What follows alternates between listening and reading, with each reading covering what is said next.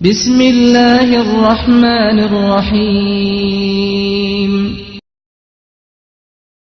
كتاب الله حادينا يؤم بنا ويحدونا منارا ضاء في يدنا ينير الدلج يهدينا. كتاب الله حادينا يؤم بنا ويحدونا منارا ضاء في يدنا ينير الدلج يهدينا. حفظنا حرفه لفظا حوته صدورنا زينا وعشنا معه في عبق يعطرنا الرياحينا معانيه تبصرنا تنير الفكرة تعنينا فصار لنا معلمنا بروح العلم يحيينا. معانيه تبصرنا تنير الفكرة تعنينا فصار لنا معلمنا بروح العلم يحيينا. وصار لنا كحارسنا من الغارات يحمينا. هو المنهاج نقرأه إلى الجنات يدعونا. سيبقى العزم مركبنا يشق بنا الميادين ألفنا المجد نعرفه ولا نرضى به دونا. سيبقى العزم مركبنا يشق بنا الميادين ألفنا المجد نعرفه ولا نرضى به دونا. وإن تسأل عن العليا فمعنى وصفه فينا وها نحن وقد بتنا نرتله مصلينا جوار الكعبة الغرة تواعدنا له حين فرتلنا وتبرنا وتجويدا وتلحينا. جوار الكعبة الغرة تواعدنا. كتاب الله حادينا يؤم بنا ويحدونا منارا ضاء في يدنا ينير الدلج يهدينا. كتاب الله حادينا يؤم بنا ويحدونا منارا ضاء في يدنا ينير الدلج يهدينا. حفظنا حرفه لفظا حوته صدورنا زينا وعشنا معه في عبق يعطرنا الرياحينا معانيه تبصرنا تنير الفكرة تعنينا فصار لنا معلمنا بروح العلم يحيينا. معانيه تبصرنا تنير الفكرة تعنينا فصار لنا معلمنا بروح العلم يحيينا. وصار لنا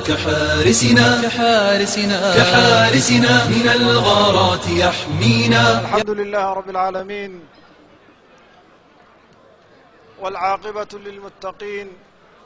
ولا عدوان إلا على الظالمين. وأشهد أن لا إله إلا الله وحده لا شريك له وأشهد أن محمدا عبده ورسوله صلى الله عليه وعلى آله وأصحابه ومن اهتدى بهديه إلى يوم الدين وسلم تسليما كثيرا كبيرا. ما بعد، السلام عليكم ورحمة الله وبركاته. walaalayaal waxaan gelaynaa in sha allahu tacaala muxaadaradeennii afraadee maanta. muxaadaradaas oo uu ciwaankeedu yahay qayb ka mid ah taariikhdii tataarka. waxaa muxaadarada aan ka dhegaysan doonaa inoo soo diyaariyey sheekh mustafa xaaji ismaaciil. falyatafadal mashkuuran. بسم الله الرحمن الرحيم. الحمد لله رب العالمين والعاقبة للمتقين ولا عدوان إلا على الظالمين. وأشهد أن لا إله إلا الله وحده لا شريك له وأشهد أن محمدًا عبده ورسوله وصفيه وخليله. وبعد،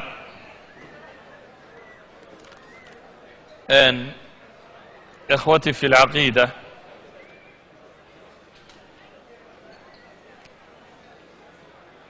in la aamusaabay malaa ku roontay si aynu isu maqallo.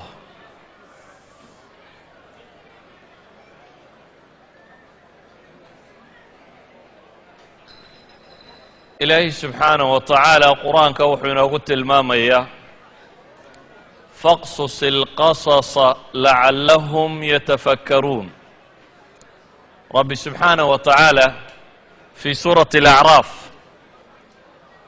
waxa uu ku tilmaamayaa nabiga calayhi salaatu wasalaam isagoo amraya faqsus ilqasas, dadka taariikhda uga sheekee baa ilaahay yidhi subxaanahu wa tacaala. maxaa taariikhda laynoogaga sheekaynayaa? ilaahay wuxuu leeyahy subxaanahu wa tacaala lacallahum yatafakkaruun, waxa ay mudan yihiin in ay fakeraan.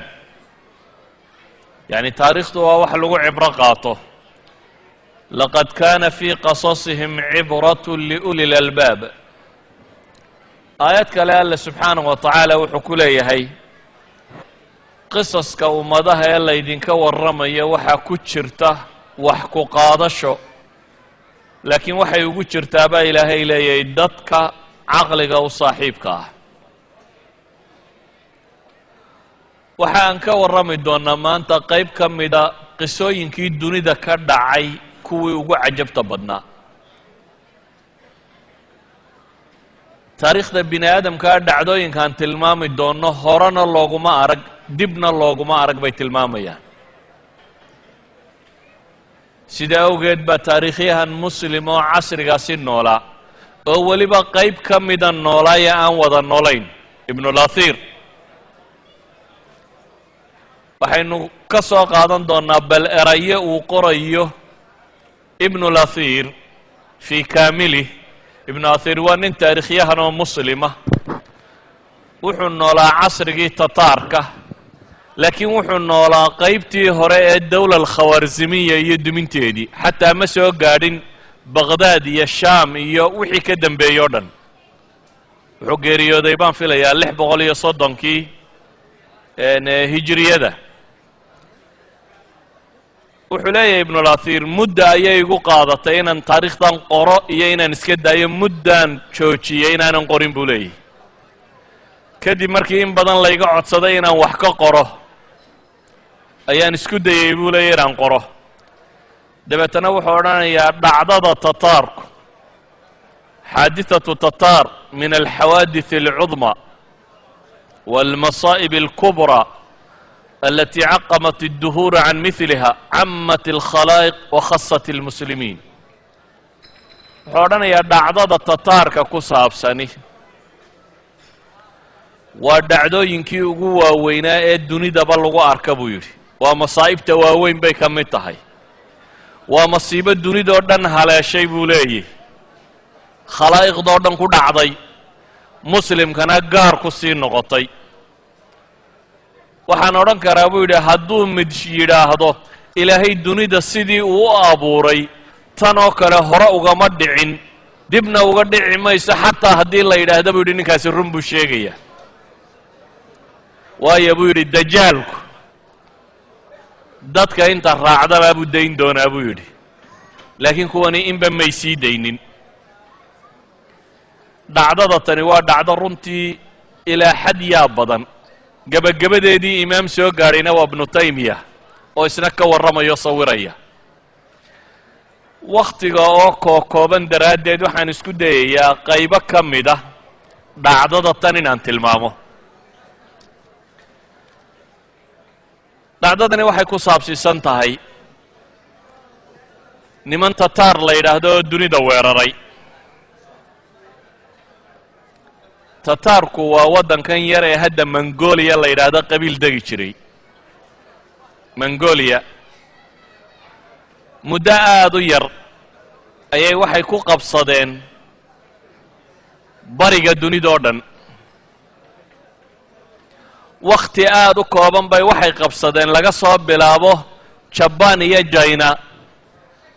ilaa iyo poland inta ka dhexlay qabsadeen. waa jabaan iyo jina laga soo bilaabo oo caalamulislaami lasoo dhex maro, oo rushia oo dhan 27 milyan bay leeyihiin kilomitr square oo rushia la dul maro, oo ukraine la maro, oo poland la maro, oo majar la maro, hungary, oo Croatia la maro Slovenia la maro oo Bahrul Adrian Talyaaniga dhinaciisa ay istaagaan taariikhda bini aadamka wax sida intuu wax u weeraro intaa waqti yar ku qabta lama arag bay leeyihiin dhacdada tan waxa aan rabaa inaan uga waranno inaynu baranno wax ka baranno waxaynu ka baranaynana waxa ugu horeeya inaynu fahamno nidaag rabbaaniga ah Kazakhstan Afghanistan Pakistan waxa istaan oo dhan isku soo dar Iran ku dar intaas bay ka talin jireen dawlad al-Khwarizmiya waa dawlad gudaheeda makaa'id badan iyo isa suldar badan uu ka jiray dawlad al-Abbasiya colaad badan la gashay salaajaqadii ruumin badan la dagaalantay salaajaqadii yani atrakta asalkooda ay muslimiinta ahaa suuradan kooban waxaan rabaa inaan idinka tusiyo sidii uu ekaa caalamul islaamigu waxa jirtay India waxa ka talin jiray iyana dawlad islaamiya al-Ghawriyiin loo oran jiray Faris qayb ka midi waa Persia qayb ka midi dawlad al-Khwarizmiya bay hoos tagi jirtay daal yaroo sokana waxa ka talin jiray niman loo oran jiray Ismaaciiliyiin Ismaaciiliya waa firqo shiicada sheegata culamo badanina gaalaysiiso waa firqo waaga hore madaxnimada aad u jeclayd oo aad u ilaashan jirtay dagaalyahan ahayd dhalinyaradeeda si xoogan u tababari jirtay ku caan baxday iqtiyaalaadka caalamul islaami madaxda la leynayo waxa la leynayo iyaga khaarijin jiray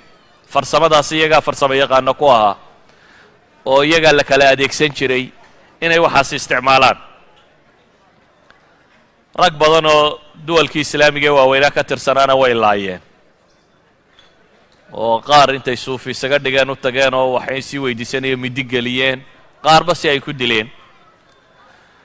Anadol markaynu eegno waa Turkiga dawlad as-Salaajiqa loo oran jiray baa ka talinaysay oo muslima oo Alab Arsalan qaa'idkii weynaa ee muslimkii loo oran jiray dawlad ka tafiirantay markaan umuuman eego caalamul islaami wuu ballaadhnaa dawlado tiro badanina way ka jireen laakiin xaalkooda wuxuu ahaa uun kuwa isdilaya oo kooxiba kooxda ku xigta ay ku maqan tahay oo aan isbixinaynin xooggii labaad ee dunida ka jiray wuxuu ahaa xooggii reer Yurub gaar ahaan afartan dawladood imikaba caanka ah Faransiiska Ingiriiska Talyaaniga iyo Jarmalka afartaasaa hogaaminayay Yurub laba dawladood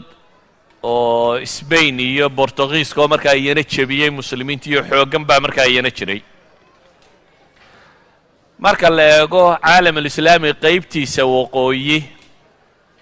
imaarado yaryar oo dhul ay qabsadeen kristanku crusadeski oo dawlado yaryar oo kristana ka jiray sida Beirut ama Sida ama Akka ama Antakiya kuwaasoo dhan waxay ahayd dawlado yaryar oo iyana masiixiyiina oo meelahaasi ka dhisnaa dawladahan reer galbeed mooyaane waxaa jirtay kiniisadii bariga oo markaasi deganayd dawlad Byzantiya loo oran jiray Romanski Byzantiyiinta loo oran jiray oo kiniisadan Russia iyo Greega iyo dhankani haystaan ahaan jirtay oo markaa magaaladan Istanbul la yiraahdo haysatay oo halkaasi fadhiisinkeeda u ahaa waxaa kaloo jiray dawlado yaryar oo iyana waxoogaa laaleeg oo مثلا dawlad al-Kurj kurjigu waa Georgia meesha nimka la yiraahdo ama se Armenia iyana dawlado yaroo kristan ay ka jiray imaaraad yaroo saliibiya intaasi waxay ahayd caalamkii labadii xoog ee isku hayay sidii ay u yaaleen mar qura ayaa waxaa soo baxay dawlad cusub oo taariikhdii dunida bedeshay oo xoogagii dunida bedeshay oo muddo yar iyadu ku noqotay ad-dawla al-kubra ama aan idhaahdo al-qutb al-waxiid dawladda qura dunida ka jirta cid kale oo jirta aanay aqbalin waa dawladdii la odhan jiray Mongolianska ama Tatar ereyga tataar iyo mongolian taarikhyahanadu waa ku murmaan keebaa kee dhalay keebaa weyn keebaa yar taarikhyahanada badh maalan rashidudiin alwasiir kitaabkiisii la odhan jiray jaamic tawaariikh isagu wuxuu qabaa tataarku inay yihiin shucba min almaquul mongolianiskaa rasmiga tataarku waa qabiil ka mida buu qabaa markaa halka raagib asarjani iyo taariikhyahano badanina ay cagsiga u dhigayaan oo ay ka dhigayaan mogoolku inuu asalka yahay tataarka iyo tarkiga iyo waxa kan qabaa'il badan oo kale inay markaa ka tirsan yihiin calaa kullin labadan qabiil iyagaaba markii hore isdilay tataarka iyo mongolianisku iyagaa isdilay dowladnimay isku haysteen akhiiran waxa u soo baxay nin boqoroo cusub oo la yidhaahdo jinkis khan boqorkaa cusub ee magacaa la baxay magacaa qaar waxay ku tarjumaan waa naanays waa sidii kaysar iyo magaca noocaasi oo kalea waxay ku tarjumaanba kuwa wax tarjumaa waa qaahir dunya iyo amiir alcaalam iyo wax la nooca dunida ninkii ugu sarreeyey isaga magaciisa rasmigaa timojin baa la odhan jiray timojin ninkan la yidhaahdo wuxuu ahaa marka la eego nin qaa'ida oo halyeeya oo ciidan hoggaamiya wuxuu kaloo ahaa baa la yidhahdaa abaabulo bulsheed nin dadka kicin kara oo dad badani ku xidhnaan karaan wuxuu kaloo ahaa manaxe aan digigaxan haddii la madhanayo mongolia maalan markuu qabsanayey qabaa'ilku markay isdilayeen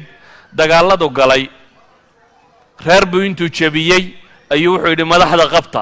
wixii madax oo dhan inta la soo qabtay 70 ka mida nolosha igu kariya buu yidhi iyagoo nool baa la kariyey yacni ninka madaxdee sidaa u fakaraya buu ahaa waa mongolia gudaheeda markuu qabaa'ilku isdilayeen uu boqortooyadan uu qabsan doono intuu qabtay buu 70 ka mida yidhi ha la kariyo iyagoo nool dheriga ha lagu rido ha karsamaan wuxuu ahaa nin dagaalyahana qaa'ida oo dad hoggaamin karo ururin kara manaxa aan digigaxan ah oo agtiisa naxariisoolina timojin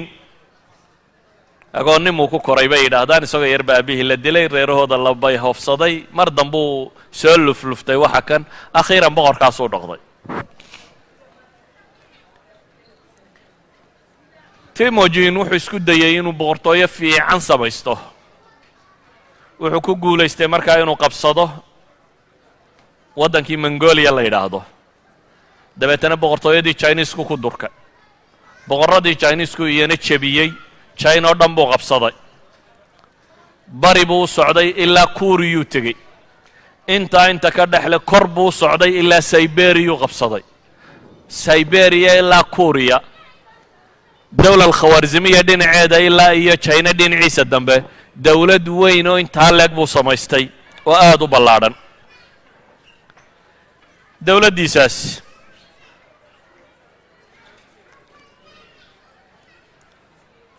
waxa uu u samaystay nidaam adag wuxuu u sameeyey distoor la yidhaahdo alyaasiq aw ilyaasik distoorkani wuxuu ahaa diimihii dunida yaallay ayuu midba wax ka soo qaadqaatay dabeetana intuu isku dhafdhaftay ayuu dhaqankoodii iyo hiddahoodiina wax ka mida ku dhaftay waa sidan dasaatiirtan iminka dunida taalloo kale diimaha iyo wax inta isku qasqasto wax dhisata yahuudiyada inbuu ka qaatay kristan inbuu ka qaatay islaamka inbuu ka soo qaatay dhaqankii qabiilkoodii iyo wixii xeerarkay lahaayeen qayb buu ka qaatay waxa intuu isu geeyey ayuu yaasiqa u bixiyey kaasuu ku xukumay nidaam adagoo saarim ah maamul aad u adagoo idaariya buu waddanka u sameeyey wuxuu ku caanbaxay waxay yidhaahdaan dagaalyahanadiisu iyo dagaalladu qaadi jiray waxay caan ku ahaayeen weerarka degdegta ah waxa la yidhaahdo yacni waxaa la yidhaahdaa fardaha leedday ku fuuli jireen baa la yidhaahdaa si loo fudaydiyo farasku aanu wax culaysa u dareemin dabeetana wuxuu lahaan jiray baa la yidhahaa kumaankum ciidan ah oo fardaha leedda ku fuula oo ka dagaalami kara kumaankum mayl in ku dhadhow marka waxay dhahaan alxarb alkhaatifa waxaan maraykanku iminka yidhaahdo xuruub khaatifka ee laga gaadhsiiyo meesha la dumiyo taas buu isticmaali jiray baa la yidhahaa wuxuu lahaa nidaam kala dambayn oo aada u adag wuxuu ciidankiisa ku tababaray duruufta qaasiga ah inay aqbalaan. good training baa la siiyey ah nolol rafaada inay aqbali karaan. wuxuu kaloo samaystay hogaamiyeyaal askareed military jananno ah oo dunida caan ka noqday. rag waaweyn bato biiji holaako yacni waa qaa'id la wada yaqaan bayden waa quwaaddii uu lahaan jiray ninka kani. waxay ahayn dagaalyahano aad ugu caanbaxay dagaalada. waxaa aaminsanaa bay yidhaaheen mabda'a alqutb alwaaxid. aqtaab badan inaanay dunida ka jirin, dunida in nin qura ka taliyo, dadku dunida joogaana inay ninkaa ka dambeeyaan. waxyaabuhu caanka ku ahaa waxaa ka mida bay yidhaahdaan ballanka ma aqoon baa la yidhi. hadduu cid dawlada heshiis la galo inuu la gala iyo inaanu la galin qiimo badan uma kala dhexaynin. sideedaba ragga xoogga waaweyne ballanka ma jecla. haddii aan aakhiro qofku aanu ka baqaynin iyo rabbaa ku xisaabaya qiyaamaa jira iyo waa la isqabsanayaa, sideedaba ninka xoogga weyni ballanka marmarsiiyo uma waayo lagu buriyo.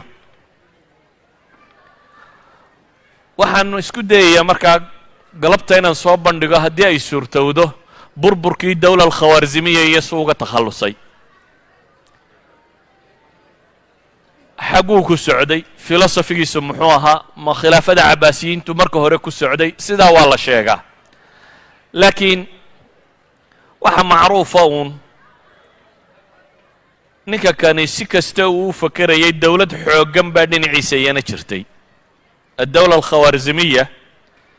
waa dawladdii xukumi jirtay afghanistan, uzbekistan, turkmanistan, kazakhstan, tajikistan, bakistan iyo qayb eeraan ka mid ah. intaasuu isku haystay addawla alkhawaarzimiya oo muslima. caasimaddeeduna magaalo orjanda la yidhaahdo. orjanda turkmanistan bay ku taallay. caasimad ayay halkaa u ahayd. labada waddan waxaa ka dhexeeyey xusnuljawaar, si nabadgelyaa in loo wada deganaado. jankiskhan laftiisu bariga xasilintiisa iyo dawladdiisa dhisiddeedii ayuu mashquul ku ahaa. jina iyo dee kuuriya iyo indho yaroo dhan inuu ka takhalluso. laakiin wakhtiyada ka mida unbaa waxaa dhacay waxaan laba filaynin, isna marmarsiiyo u noqday. waxaa dhacay dawla alkhawaarzimiya magaalo otrar la yidhaahdo oo bariga ku taalla xagga jina u dhow. ninkii xaakimka haystay labada dawladood maadaama heshiiskani uu jiray, tujaarada ayaa si fiican ugu kala socotay, baac mushtarkaa mari jiray. xaakimkaasaa wuxuu qabtay tujaar mongolianisa, tujaar maguulkii ka mid ah ama tataarkii ka mid ah. dabeetana tujaartii oo dhan buu laayey. waa ballanfuryo sida u taalla. taarikh yahanadu sababo badan bay sheegaan. qaar baa idhaha jawaasiis bay hayaan, qaar baa idhaha maye isagaaba cid hoosta ka laysa u soo diray. waxaasi waa iska mala awaallo. qaar baa idhahdaan radin baa jirtay oo marka hore iyagu wax boobeen dabeetana waa loogu abaalguday. waxaasoo dhan waa wax iska qaldan. bale waxaan odhan karnaa waxay khilaafsantayba xadiidkii nebigu abu daawuud xadiidka warinaya sheekh alalbani xasan ku tilmaamayo ee uu nebigu yidhi calayhi salaatu wasalaam dacu lxabasha maa wadacuukum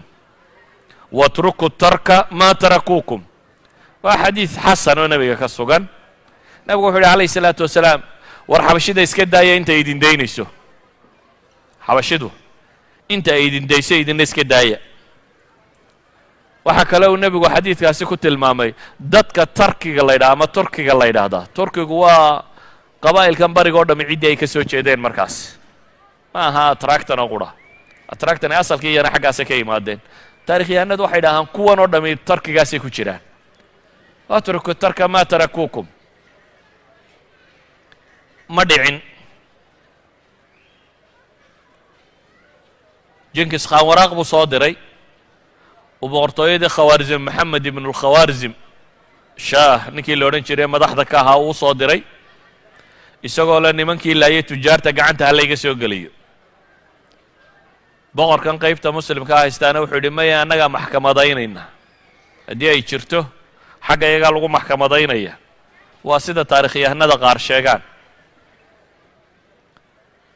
dabeetana umay cuntamin jenkis khane wuxuu yidhi cid buu soo diray wuxuu yidhi ha la soo dhiibo boqorkii xaggan haystayna boqor dhul badan qabsaday oo laftiisa aan isbidistu ku yarayn buu ahaa ninkii uu soo dirayba wuxuu yidhi isagana ha la dilo awal waxaa la isku haystay rag tujaaroo la laayay oo halay keeno iyo halka ha lagu xukumaa la isku hayay oo tii afghanistan oo kale dabeetana waxaa la yidhi maye kiina wuu dilay jenkis khan marka kan wuxuu u diyaar garoobay markaa dagaal waa iclaani xarb labadii dowladood dagaal baa loo diyaar garoobay jenkis khan ciidan aad u tiro badan buu soo kaxaystay moxamed ibnu khwarzam shah ninkan la yidhaahdae dowladda tan xukumaana isna ciidan buu soo urursaday magaaladii arjanda wuu ka yimi isna bariguu u soo kacay laba ciidanoo aad u tiro badan baa la iskala hor yimi waxaa la isugu yimi webiga siixoon taarikhyahanada muslimku ay yidhaahdaan sardariya qolada kalena ay ku tilmaamto waa dowladdan kazakhstan la yidhaahdo dhex mara goobtaasaa labadii ciidan isugu yimaadeen dagaal adag baa dhex maray muslimiinta oo qura 20,000 baa ka geeriyooday baa la yidhahdaa dagaalka kan 20,000 oo muslima ayaa lagu waayey tataarka ama mongolianiskana waxaa la yidhahdaa in ka badan ayaa iyagana ka dhimatay 4 maalmood baa la isjafayey oo dagaalkani socday dabeetana markii uu dagaalku adkaaday ayaa dib loo kala yaro gurtay labadii ciidan dhimashadii baa ku badatay dhaawacii baa ku tiro batay dib baa loo kala gurtay wakhtigii dib loo kala yaro baxay ayuu boqorkii moxamed ibnu khwarzam shah wuxuu u fakeray fikrad qaldan taktiik qaldan ragga badhna waxay yidhahdaan akhlaaqiyan qaldan oo ah inuu insixaab sameeyo goobta inuu ka guuro dabeetana cawaasimta magaalooyinka waaweyn inuu ciidamada dhigto o ilaashado isaga iyo ciidankiisa inta ugu badanina caasimaddii inay ku noqdaan caasimaddii markaa galbeed waqooyo fog bay ka xigtaa meesha la isku dilaya waa ka durugsantay ciidankiisii dib buu u kaxaystay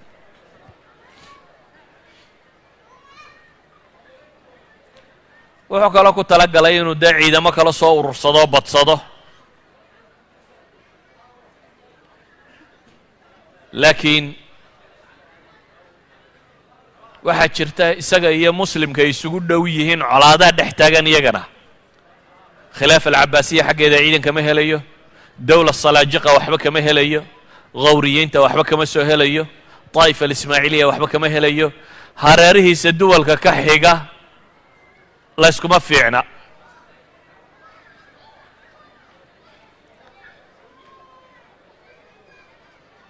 aطraafi dawla ciidamo saasiya kama soo helin waayo ciddii hareeraha ka xigto o dhan waa la ishayey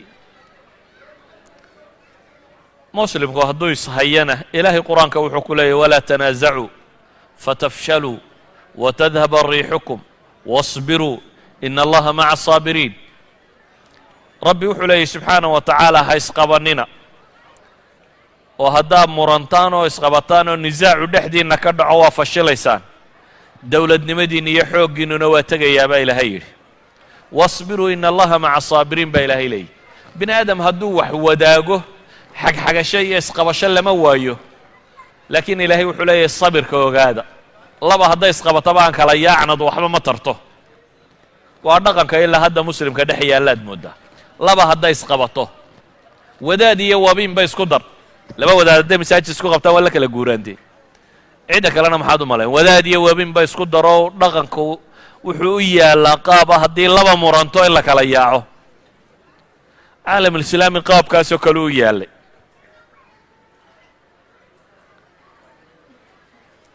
bal inay iscaawiyaan daaye dagaalada tataarku marka ay yaro damaan iyagaa weerarka isku sii qaadi jiray midba ka kaluu is odhan jiray inta aad wax ka sii xoraysatid nebi moxamedna calayhi salaatu wasalaam axaadiista ka sugnaatay ee saxiixu muslimka ku taalla rabbi markuu wax weydiistay ilaahay wuxuu u ballan qaaday inaanu ummadda muslimiintaa cadow ka xoog bata oo bannaysta walow dunidoo dhammina haysu tagtee inaan marnaba alla ku sallidaynin ilaa iyo inay iyagu yihiin kuwa isjafaya ee iniba inta kale gumaadaysa mooyaane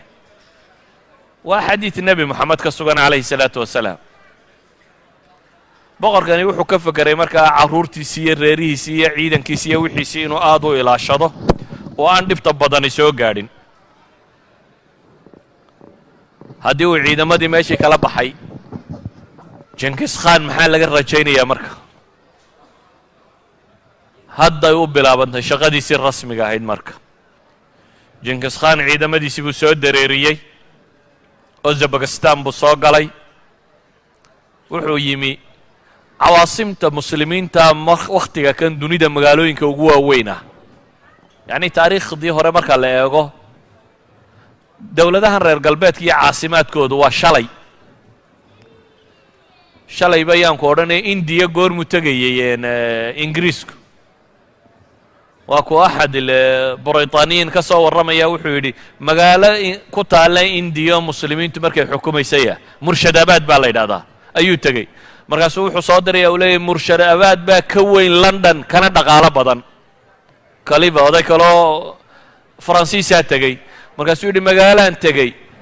godadkii dahabkee dunida aad mooddo ina iyada to lagu guray idan shalay ahayd baris iyo london iyo waxa kani cawaasimtii dunida wakhtigaa ugu waaweyneed kuwaasi muslimku degan yahay buu ahaa bukhaari markaa waxay ka mid ahayd magaalooyinka ugu waaweyn 616 hijiriyada markay maraysay ayuu ku sameeyey xisaar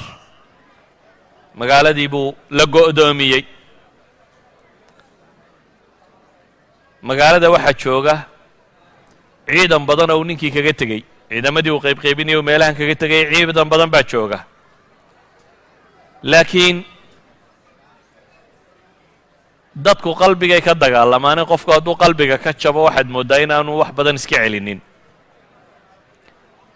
waxay dalbadeen dadkii meesha joogay iyo wixiiba inay isdhiibaan laakiin muqaabil ilamaan calanka cad baanu taagaynaa laakiin nabadgelyo hana la siiyo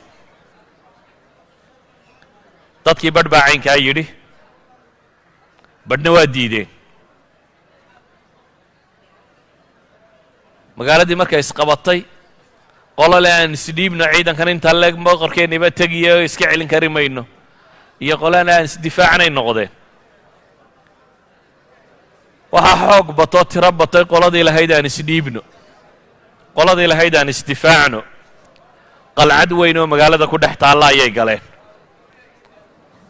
dabeetana ciidanka intii qalcaddaa gashay waxaa ku darsamay culammadii iyo fuqahadii iyo dadkii waxgaradka ahaana qalcaddii bay ugu tageen dadka intii ugu tirada badnaydna waxay idhahdeen ma tataar baa la iska celin karaya aan isdhiibno waa isdhiibeen jenkis khan dhaqamadiisii u yaqaanu markaa ku dhaqma qoladii isdhiibtay wuxuu yidhi ammaan baan idin siiye ee maxaan samaynaynaa markaa qolada kalean weeraraya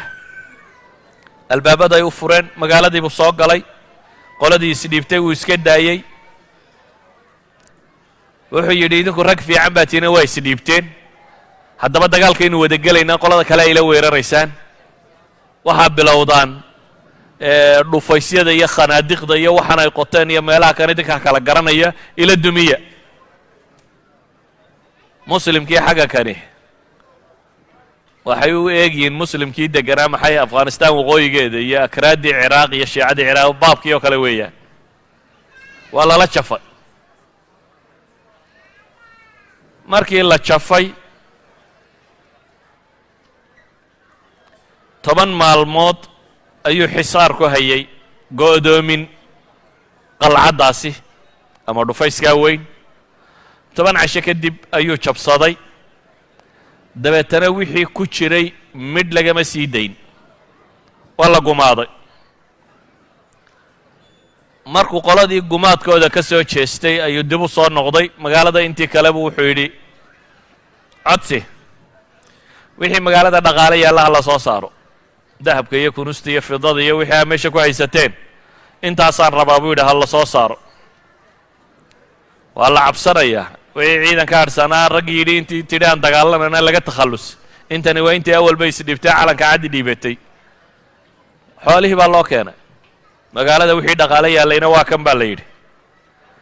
markuu dhaqaalihii isku hubiyey ayuu ciidankiisii wuxuu yidhi waa fasaxantiin haddaba waa fasaxantiintu waa yaan waxba laga sii daynin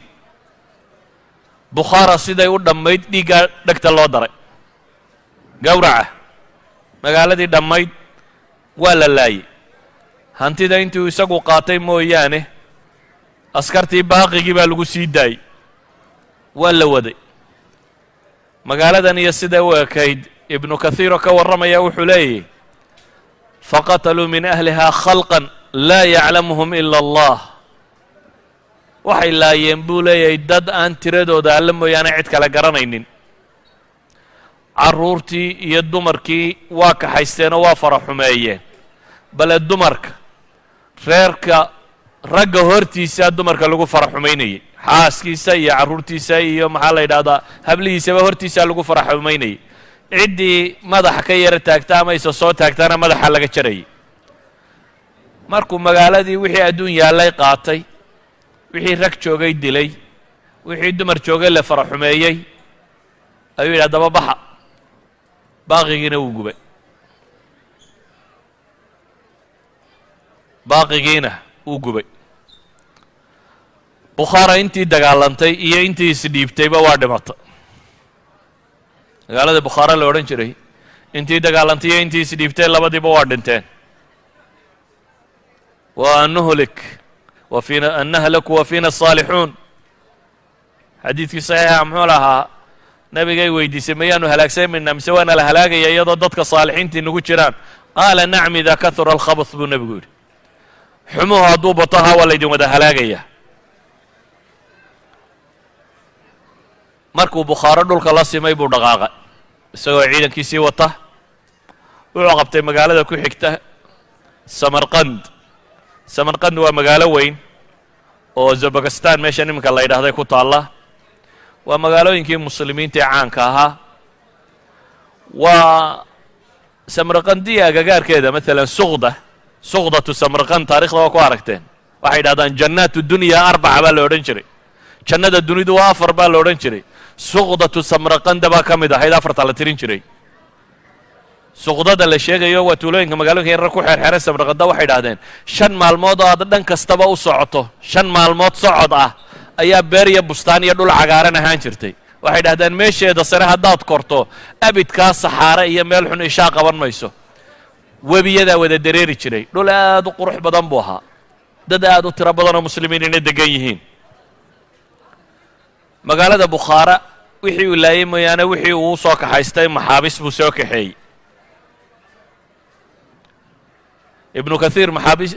ibnulahir aan idhaahdo ibnulahir maxaabistaa markuu ka warramayo wuxuu leeyahay qofkii daala inta lagu soo socdo bukhaare iyo loo kala socday qofkii daala ama socon kari waaya waa la dilaa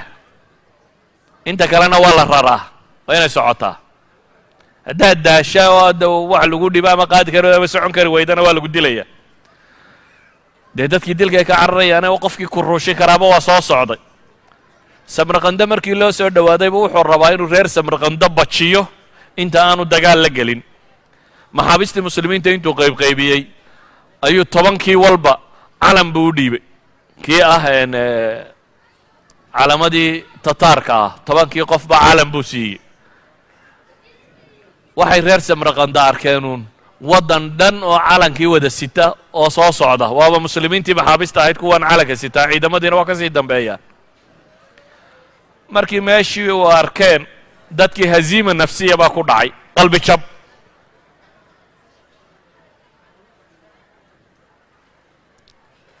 maxaabistii wuxuu ku qasbay inay dagaalamaan haddii kale waa laydin laynayaa buu yidhi ciidankiisa qoladii gamuunlayd ahayd ama wax ganaysayna wuxuu yidhi nin walba maxbuus qabso kaxayso gaashaanku waa isaga isu dhig dabeetana gamuunkaagana rid kanna ku beegnow hadduu nuuxnuuxsadana gowrac waxaana yidhahdaan shield bashariya yacni dad lagu gabbado ayuu baaqigiina ka dhigtay magaalada dacalkeedii markuu soo gaadhay si magaalada loo argagaxgeliyo wixii intaasoo dhan ka soo badbaaday magaalada dacalkeedii markii uu yimina wuxuu idhi ku hor gowrac magaalada baaqigiina halkaa birta lagu mariyey reer samarqanda markaa naftii baa isugu timi reer samarqanda naftii baa haysata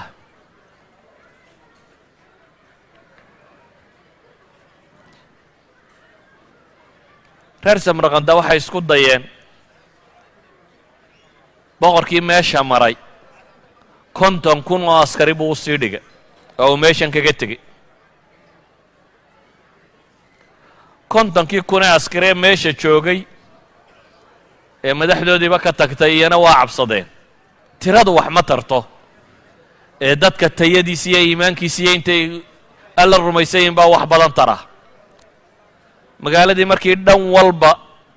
xisaar lagaga sameeyey go'doomin markii dhan walba lagaga sameeyey ayuu ciidankii dhammaaye meesha magaalada lagaga sii tegey waxay ahayd inuu magaalada ka soo baxo dabadda ku dagaalamo dabadda uma bixine magaaladii gudaheedii buu galay qalcaadkii dadku ku jireen buu la galay isla markaana waxay gaansadeen go'aan ah inay isdhiibaan dabeetana dadkii magaalada joogaa ku qayliyo waxaa la isku dayay in la qanciyo fula baqa cararaya dee cidima joojin karto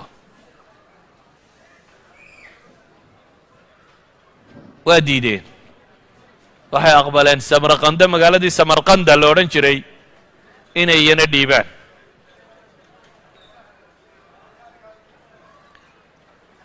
dadkii markuu sidaa arkay culammadii iyo dadkii baa wada hadlay waxaa la yidhi war kuwani askarna maa cidina ina difaaci maysa aan isdifaacno aan wax iska celinno 70,000 ayaa markaa soo baxay oo dadkii magaalada degganaaya sheefoodiiyo warmahooda qaato o yidhi waa isdifaacaynaa dadka kani waa dad xamaasade hayso laakiin maaha dad military trained ah dad ciidannimo loo tababaray maaha waa dad u nacay iyagoo faramadhan inta loo yimaado in birta la mariyo oo la gowraco waayo waxay ogyihiin magaaladii dhammayday isdhibteen bukhaara ahaydba sidii loo galay marka kollayba waa dhimanaysaan bay leeyihin ee idinkoo soo jeeda dhinta waa soo baxeen jinkis khan waa khabiid taagtiyahana 70,000 markay soo baxeen oo u garanaya inaan ahayn raggii militariga ahaa ee dhabta ahaa ayuu wuxuu sameeyey taktiig dagaal oo ah aanu baqa guuro aanu baqa cararo dadkii markii la isku soo baxayba wuu u baqa cararay ciidankiisii wuxuu faray inay baqa carar sameeyaan baqa cararku waa inaad iska dhigto sidii nin jabay oo cararaya oo tegaya laakiin xeelad dagaal buu wadaa ma rabo waa soo baqa cararay dadkii awalba xamaasadaysanana waxay islaahayeen wallahi waa kaa gaalka idiin jabay seeftaa lagala daba cararay waa laga soo daba aguumay ciidamadiisii qaybuu meel sii dhigay dadkii markuu magaaladii kala baxay ee uu gaar ula baxay ayuu kamiinadii xagga dambe ka mareen waxaa laga xidhay xaggii magaalada iyo midadka ay ka heli lahaayeen dabeetana labada dhinac baa askartiisii ka gashay 70,000 madaxa laga jaray 70,000 ee soo baxay 70,000 ba madaxa laga jaray dufca waaxida mar keliya 70,000 oo reer samarqanda ah oo intoodii iimaanku uu ku jira wax isbaday ah iyagana la gumaaday maxaa soo hadhay magaaladii buu ku soo noqday markaasi oo go'doomiskii buu ku bilaabay ciidankii 50,000 ee war dagaalama looga taag waaye gudaha ku jiray jinkis khan bay la xidhiidheen waxay idhahdeen waa isdhiibaynaa laakiin nabadgelyana sii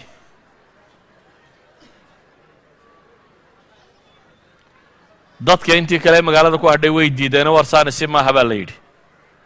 qoladii ciidanka ahayd way ku adkaysata tataarkuna wuxuu yidhi nabadgelyadaan ogolay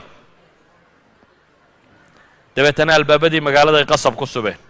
qasab bay ku fureen waa askar shacabtana ka adag waa halkii gabayaaga carbeed muxuu lahaa asadun calaya wa fi lxuruubi nacaamatun aniga buu yidhi markaa way arkaana waa libaax dagaal markuu dhacana waa goraya buu yidhi waa cararaya waa askar shacabkan iyo masaakiintanna ka adag halka raggu isku haya marka la taagana calanka cad bay geynayaan dadkii waxay ku qasbeen albaabada in la furo magaaladii samarqanda ahayd albaabadaa loo furay dabeetana jenkiskhan iyo ciidankiisii baa yimi wuxuu yidhi shuruuda heshiiskee nabadgelyada ku helaysaan waxa weeyaan kow hubka soo dhiiba iyo fardaha iyo xoolaha idinkana waxaan idin gaadhsiinayaa dhul nabada iyo meeshii aad rabteen waa ciidankii dee dawladda markaa wuxuu leeyay wixii hub ah iyo fardo iyo dawaab aad rarataan xoolo wixii ah la soo wareejiyo idinkana waan idin geynaya waa idin kaxaynayaa dhul nabada meeshii aad doonaysaan baan idin qadabadsiinaya waa rag dee jabay yacni fulaha haddii inan yari u hanjabo inanka yar xooggiisu uma muuqdee digdigtiisaa u muuqata waa jabeen nimanka kani maadaama ay jabeen hubkii iyo wixiina waxay idhaahdeen waa kan naga qabo ciidanku wixii uu hub haystay meel buu ka dhigay waa un nidaamkan maantaba la isticmaalay cunaqabatayn ku soo roga hubka ha laga dhigo iyo aan waxba laga iibinin waa kan maalinta dambena oo lagu duulaa marka wax walba wakhtiga laga dhigo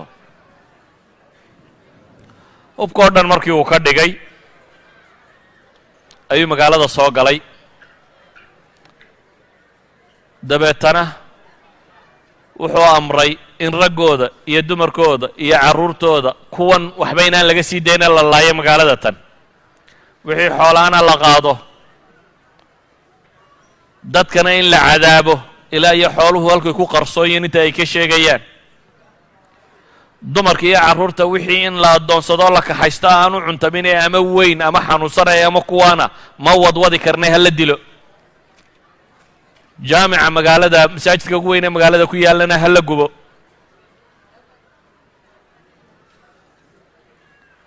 jenkiskhan magaalada tan dhulku la siba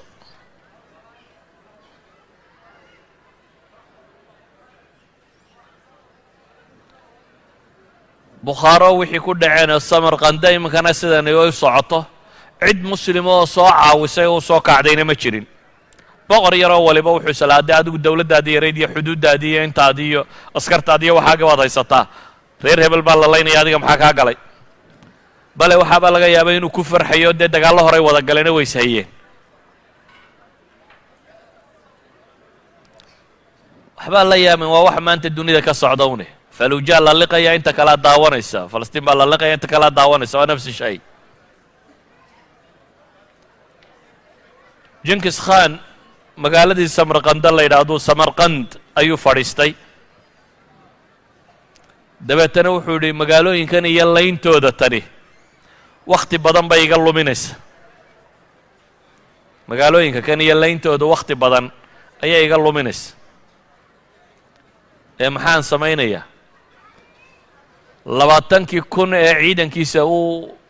raggii ugu khatarsanaaya ayuu soo saaray dabeetana wuxuu yidhi dawladda tani jabtay ee waxaan rabaa moxamed ibnu khawaarzim shaah madaxiisa in lay keeno boqorkii ha laga daba tago wax kaloo aa eegtaan yay jirin socda boqorkii baan idiin dire isna wuxuu degay samarqanduu iska degay utlubuuha ina kaana walow tacallaqa bisamaa buu yidhi bay idhaaheen meel kasta uu jiro ninkaas raadiya samada hadduu qabsadaha ka hadhina waa istihzaa bilmalaayiin almuslima u fiirso waa 20,000 oo askari dawladda dhan oo 2-3 magaalo laga haysto intii kale dhexda ayuu u diraya waa caasimaddii waddanka meeshuu ku socdaa 20,000 baanu u diray marka kan soo qabta buu yidhi madaxweynihii waddanka.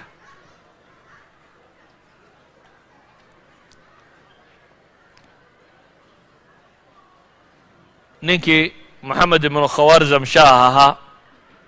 waa kii cararay magaaladiisii orjanda lo odhan jiray buu tegey wixii uu ciidan urursan karu urursaday meeshii buu isu joogay. wakhti yarba intaan la joogin waaba tataarkii oo xiimaya muslimkii oo dhan soo dhex jeexay organda maraya. organda waxaa mara nahru jiixoonkaynu sheegaynin webiga markaa dhankiisa galbeed bay magaaladu ku taallaa. dabeetana webiga sad weyn buu leeyahy yacnii wuxuu leeyahay biyo xidheen weyn ayay meesha ka samaysteen. 20,000 ee askari oo yaacayo tataarka ahaabaa soo galay dhinacii bari bayse soo taageen wabaa ka xiga magaaladii say u tallaabi doonaan. qolada tani waxay arkaan mar haddii webigii weynaa dee meesha ka xiga inaan cidina doonyana ma joogaanoo meesha wixii yaallay waa laga qaaday lama rajaynaya in cidi ka soo tallowdo. taktiik military bay nimankanina isticmaaleen markay meesha yimaadeen waxba waayeen looxaan bay dhiseen dabeetana harag bay ku dahaadheen loox xeedhoo kale la sameeyey harag baa dabeetana lagu dahaadhay wixii qalabee ka qoyayay oo dhan baa lagu guray dabeetana fardihii baa laga daadegay faraskaa webiga lagu ridayaa ninkana farasku dabada qabsanaya looxan weyn iyo waxaana gacantu ku qaadaya farduhu waa dabbaal yaqaanin faraskaa dabbaalanaya oo ka tallaabaya askariguna faraskaasuu dabada haysanaya askariguna wuxuu gacanta kale ku haynayaa bahashan dhan buu jiidayaa looxan dhan ee alaabtu saarantuu jiidaya nidaamkaasay kaga tallaabeen 20,000 ee askari iyo qalabkoodiiba xagga shishaa loo tallaabiyey. intii waxaanoo ciidani soo tallaabayaan xaggee lagu maqnaa dowladda mukhaabaraadkeedii miyaa la hurday sidee wax ahaayeen lama garanayo. moxamed khawaarzam shaah iyo ciidankiisii wuxuunbay idhaa kala qaadeen nimankii ciidankii tataarka oo ka soo tallaabay webigii oo dhankii kala taagan.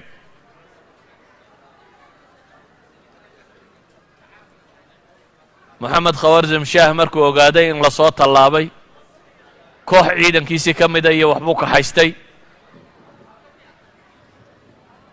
waa dhaqaajiyey waa ka baxay magaaladii.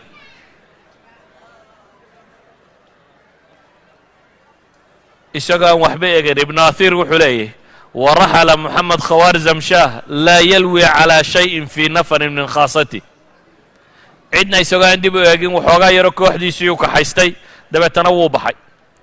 wuxuu qabtay nisabuur. nisabuur waxay ku taallaa koonfurta arjanda ayay ku beegan tahay. maadaama uu cararay ciidankiina madaxdu de hadday kaa carartay ciidanka intii kalena waa iska kala yaacday. laakiin 20,000 ee askari nidaam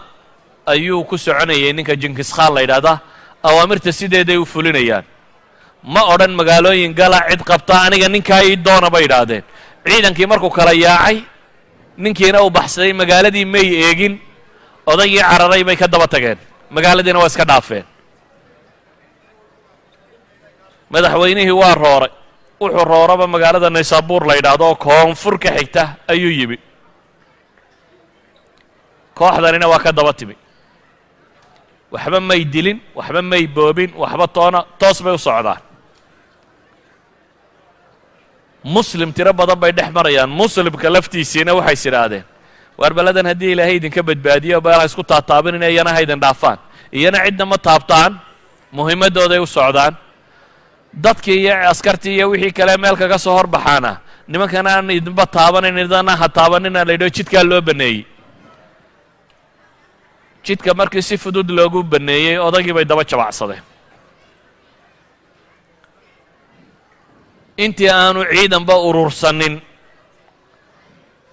ayaa warku soo dhacay ee odhanaya nisabuur nimankii way dul taagan yihin 20,000 ee askar oo xiimaya nisabuur bay joogaan. markuu warkaa maqlay madaxweynihii waxoogaagiisii intuu urursaday ayuu maazandaraan magaalo la yidhaahdo taw ugu siiyey waa ka baxay tiina waa eeraan oo magaalo ku taalla naysaabuur markayse soo taageen baa la yidhi madaxweynihii waa baxay kumay weecan magaaladii odaygii bay ka daba tageen magaaladii iyana waa iska dhaafeen madaxweynihii sidii u ordayey wuxuu soo galay magaalo rayi la yidhaaho waa dhanka bari buu markaa uga kacay markii hore arjanda buu ka yimi naysaabuur oo koonfuruu yimi bari buu u jeexay haddana wuxuu qabtay markaa magaalo rayi la yidhaahdo ray markuu yimi ayaa loo sheegay nimankii inaanay magaalooyinkiiba ku hakan cidna laynin ay daba socdaan waa dhaafay iyana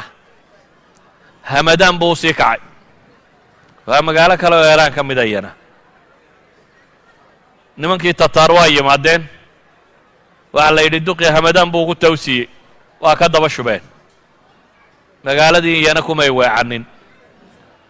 waxa ay magaalo marayaan ciidamo muslimiina jooga dad muslimiina jooga waa ummad muslima waa madaxweynihii ninkan la eryaya laakiin baqihii dadkan galay iyo warkii labadaa magaalo dadka sidii u soo gaadhay cidiba xaggan faraha u fiiqi mayso waa loo baneeyey jidka iyana waa ka daba tageen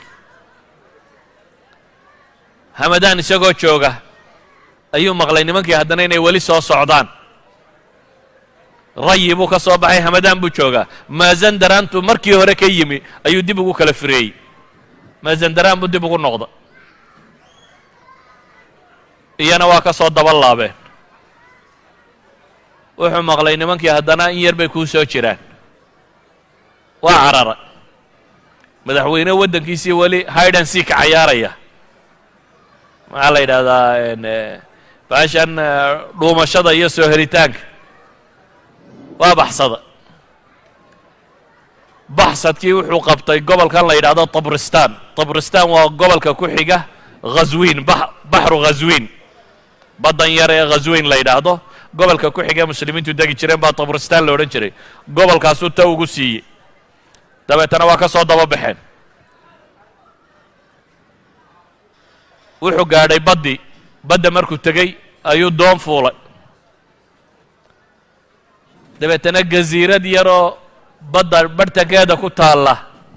ayuu degey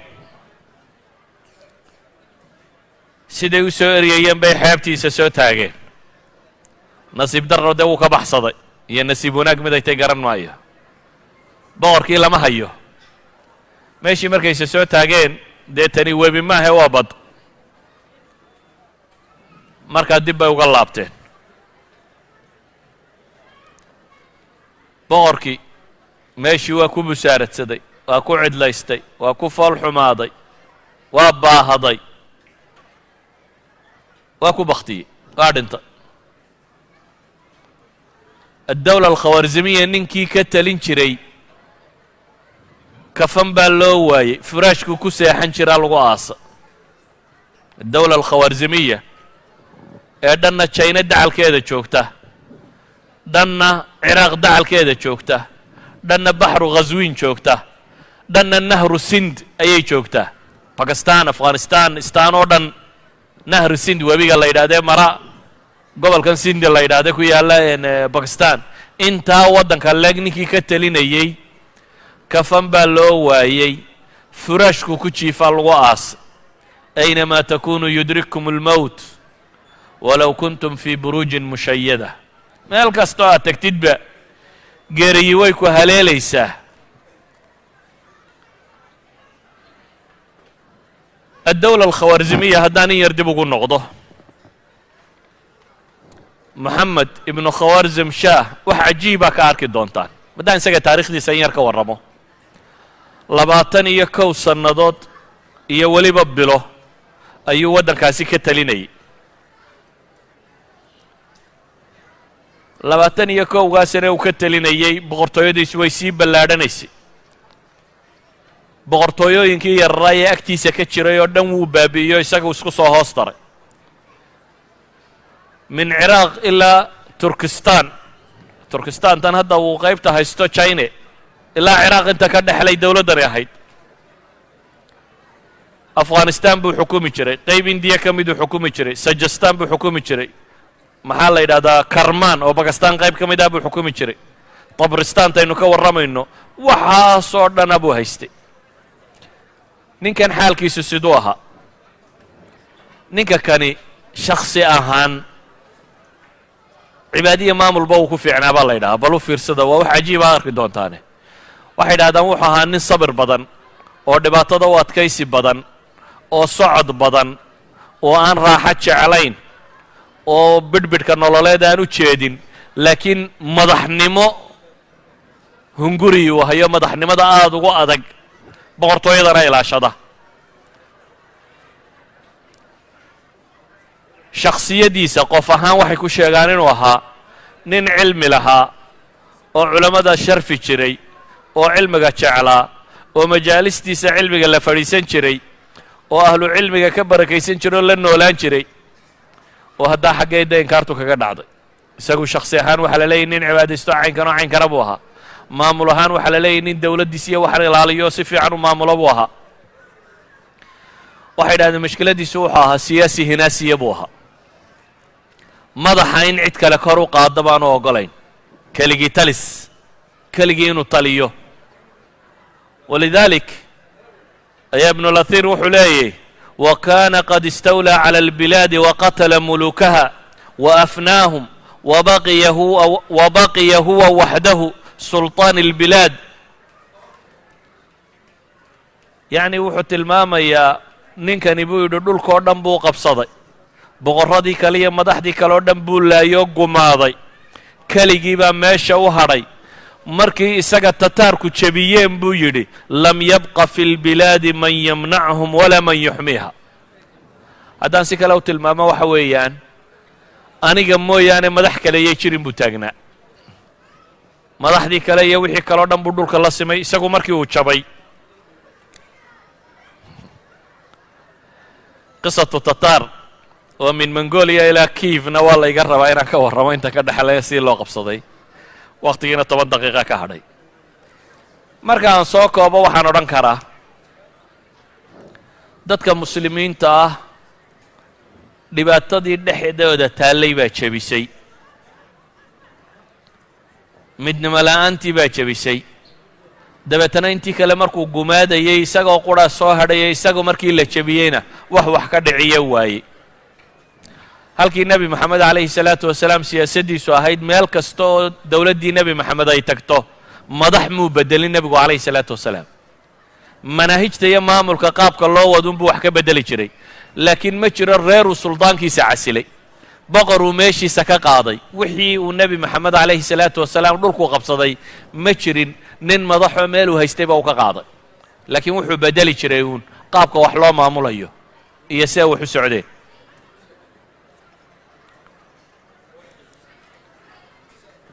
ciidankii yaraa ee 20 kun ahaa dib bay u soo laabteen. ciidankaas iyo samarqanda 650 kilomitir baa u dhexeeya intay jareen ee ninka ay eryayeen. caalamka muslimka ee ballaadhan bay iska soo dhex marayaan iyadoon cidina taabanaynin, waayo muslim nafla baan marka meesha joogin. waxay ku soo noqdeen magaaladii mazandaraan lo odhan jiray, dabeetana magaaladii bay qabsadeen iyadoo magaalo xasiin ahayd. mazandaraan waxay ka mid tahay magaalooyinkii aan cahdigii cumar markii bershiya uu furtay oo dhan mazandaraan muslimiintii saxaabadu way furan kari waayeen. waxaa la yidhaahdaa waxaa la furtay casri اlumawiyiin, maxaa la odhan jiray sulaymaan ibn cabdilmelik wakhtigiisii baa la furtay. yacni magaalo qalcado aad u adag labay ahayd. haddana dadku markuu qalbi ahaan jabo 20 kunee ninkaa soo waayey baaba soo cagmariyey, ayaa gacanta soo mariyey. mazandaraan iyagaa qabsaday. dabeetana dib bay u soo noqdeen, waxay ku soo weecdeen magaaladii ray la odhan jiray. ray markay ku soo socdeen dhexda waxay ka soo heleen ninkii madaxweynaha ay eryayeen hooyadii iyo waxoogaa carruurtiisii iyo dumarkiisii ka mida bay meel dhexe ka heleen. intiina intay maxbuusnimo u qabteen bay u direen. waa 20 kun waxaan sidaa wax u wadaa. maxaabiis intay ka dhigeen bay waxay u direen jinkis khan. magaalada rayi bay yimaadeen. markay rayi yimaadeen iyana cagtaa la mariyey. tuulooyinkii ku dhadhowaa baa la yimi iyana cagtay soo mariyeen. waxaa la yidhaahdaa khaswiin magaalada la yidhaha markay yimaadeen 40,000 oo qof bay madaxa ka jareen. waxay soo galeen azerbaijan gobolkan la yidhaahdo azerbaijan bay iyana cagta mariyeen. magaalo tabriiz la yidhaahdo bay yimaadeen. tabriiz waxaa haystay bay yidhahdaan nin madaxoo khabriyo cabis ka ahaan jiray oo ozbik ibnulbahlawaan la yidhaahdo. lacag iyo maryo iyo waxbuu kala hortegay waa 20kii. dabeetana wuxuu yidhi ammaanna siiya intan qaato waa ka aqbalayna waa iskaga tageen. waxay yimaadeen magaalo tabriiz la yidhaahdo. reer tabriis waxay yidhahdeen dagaal baanu ka xignaa. dagaal bay u soo baxeen jihaad bay iclaamiyeen. qolada tani waa khatar bay yidhahdeen ayna dhaafiya waa iska dhaafeen. armeniya iyo georgiya bay tageen cagtay mariyeen waa dhaafeen. waxay tageen magaalo la yidhaahdo qabiilkan kurjka la yidhahdo. kurjigu waa kuwan iminka georgiyanka la yidhaahdo. cagtay mariyeen waa kristan qabiil ah iyo wathaniyiin bay isugu jireen. kuwaasna cagtay soo mariyeen. magaalada tiblis la yidhahdo ay cagta soo mariyeen waa soo dhaafeen. sanadkaasi ah 617 ayuu wuxuu ka dhigay khuraasaan oo dhammi inay bilaa dawlad noqoto. khuraasaan iyo khawaarzam labada gobole la yidhaahdo.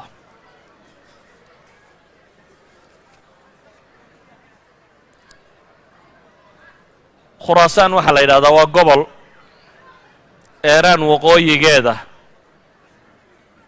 eeraan berigeeda iyo waqooyiga afghanistan intaasoo isku baxsan baa khuraasaan la odhan jiray taarikhyahanadii hore. waa meeshay ku taalla magaaladan la yidhahdo balkh iyo marwo iyo naysabur iyo haraat iyo ghazne iyo waxaasoo dhammi. dhulkaasoo dhan buu soo maray oo wada qalaac xasiina ahaa.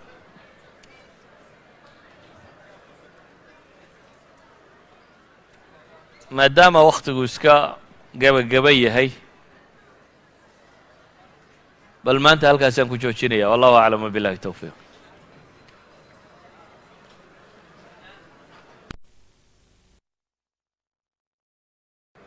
بسم الله الرحمن الرحيم الحمد لله والصلاة والسلام على رسول الله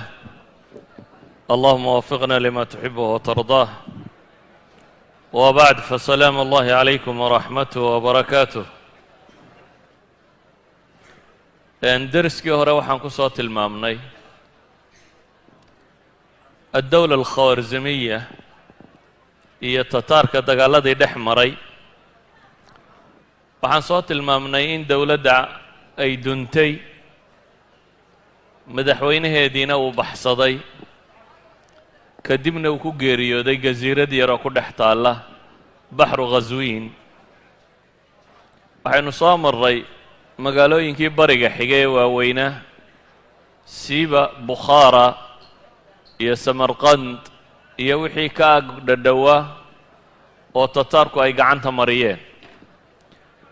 waxaynu hadda isku dayi doonnaa bal isla sanadkaasi 617 hijiriyada oo runtii ahaa sanadkii ugu cajab badnaa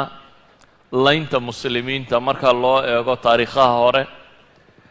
inaynu dul marro cabbaar dowladdii oo bilaa madaxa magaalooyinkii oo ciidamadii jabeen iyo jankis khan waxa uu ka yeelay. dowladda tan labada gobol ee ugu waaweynaa waxay ahaayeen gobolka la yidhaahdo khuraasaan